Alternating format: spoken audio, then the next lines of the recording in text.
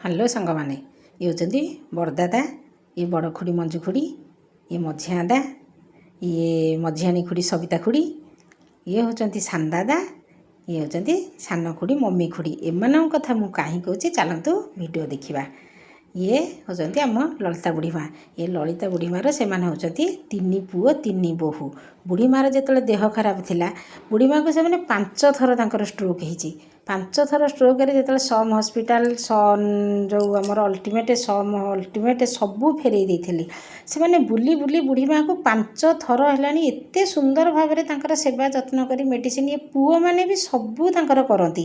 ସକାଳୁ ଗାଧେଇ ଦେବା, ଦାନ୍ତ ଘଷେଇବା, ବୋହୂମାନେ ମିଶିକିରି ପରିଷ୍କାର ବୁଢ଼ୀମାକୁ ରଖିବା, ସବୁ ସେବା ଯତ୍ନ କରନ୍ତି। ଏମିତି ପୁଅ ସବୁ ବାପା ମାଆଙ୍କ ଭାଗ୍ୟରେ ମିଳୁ। ଏତେ ଯତ୍ନରେ ସେମାନେ ବୁଢ଼ୀମାକୁ ରଖିଥିଲେ।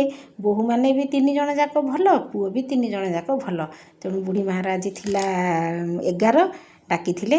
ଆଉ ଆମ ପାଖ ରବୀନ୍ଦ୍ର ମଣ୍ଡପରେ ସେଇଠି ହେଉଥିଲା। ଦାଦା ଦେଖନ୍ତୁ ବାଟରେ ଠିଆ ହେଇଛନ୍ତି ସମସ୍ତଙ୍କୁ ରିସିଭ୍ କରିବାକୁ। ଦାଦା ହେଉଛନ୍ତି ଯେମିତି ବାପାଙ୍କ ପାଖରେ କିଛି ନଥିଲା, କିନ୍ତୁ ଦାଦା ତାଙ୍କ ଭାଇମାନଙ୍କୁ, ଘରକୁ, ବନ୍ଧୁବାନ୍ଧବ ସବୁ, ବଡ଼ଦାଦା ଆଉ ବଡ଼ ଖୁଡ଼ି ମଞ୍ଜୁ ଖୁଡ଼ି, ଏମାନେ ସବୁବେଳେ ଘରକୁ ମାନେ ନେଇ ଆଣିକିରି ଯେଉଁ ଥୋଇବା କହନ୍ତି, ବଡ଼ ପୁଅ ବୋହୂ ହିସାବରେ ଦାଦା ହେଉଛନ୍ତି, ସମସ୍ତେ ଜାଣିଛନ୍ତି। ଏଠି ବି ସମସ୍ତେ ଦାଦାଙ୍କୁ ଜାଣନ୍ତି। ବଡ଼ ପୁଅ ବୋହୂ ହିସାବରେ ଘରକୁ ସିଏ ନେଇ ଆଣିକିରି ଥୋଇଛନ୍ତି। ଏମିତି ପୁଅ ସମସ୍ତଙ୍କୁ ମିଳୁ। ଯାଇ ପହଞ୍ଚିଗଲୁ ମଣ୍ଡପରେ। ସମସ୍ତ ବି ଘର ବହୁତ ଲୋକ ନିମନ୍ତ୍ରଣ କରିଥିଲେ। ଭଜନ ସମାରୋହ ବି ହେଉଥିଲା।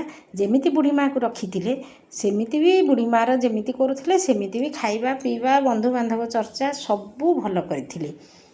ଯାଇଥିଲୁ ସେଠି ବୁଲାବୁଲି କରି ଦେଖିକିରି ସବୁ ଆସିଲୁ। ଭଲ ବି ଭଜନ ସମାରୋହ ହେଉଥିଲା। ବନ୍ଧୁବାନ୍ଧବ ସମସ୍ତେ ଆସିଥିଲେ, ସମସ୍ତଙ୍କ ସହିତ ବି ଦେଖା ହେଲା। ଖାଇବା ପିଇବା ବି ସମସ୍ତଙ୍କର ସବୁ ଭଲ ହେଇଥିଲା। ଏଇଟା ବି ଆମ ହେଉଛି ରବୀନ୍ଦ୍ର ମଣ୍ଡପ। ଏ ରବୀନ୍ଦ୍ର ମଣ୍ଡପରେ ବି ଆପଣମାନେ ପାଖାପାଖି ଲୋକ ବି ଯିଏ ଆସନ୍ତୁ, ମଣ୍ଡପରେ ବି ବହୁତ ଭଲ ସବୁ ଜିନିଷ ବି ଏଠି ଆଭେଲେବୁଲ୍। ଆପଣଙ୍କୁ କିଛି ଆଣିବାକୁ ପଡ଼ିବନି, ସବୁ ଜିନିଷ ଏଠି ମିଳୁଛି। ଏଠି ସବୁ ଜିନିଷ ଅଛି। ରୋଷେଇ ଘର ବି ଗୋଟେ ବଡ଼ ରୋଷେଇ ଘର ବି ଭିତରେ, ରୋଷେଇ ଘରଟା ବି ଅଛି। ଯାଇକିରି ଘୋରାଘୋରି ବାହାରେ କିଛି ଅପରିଷ୍କାର ନାହିଁ।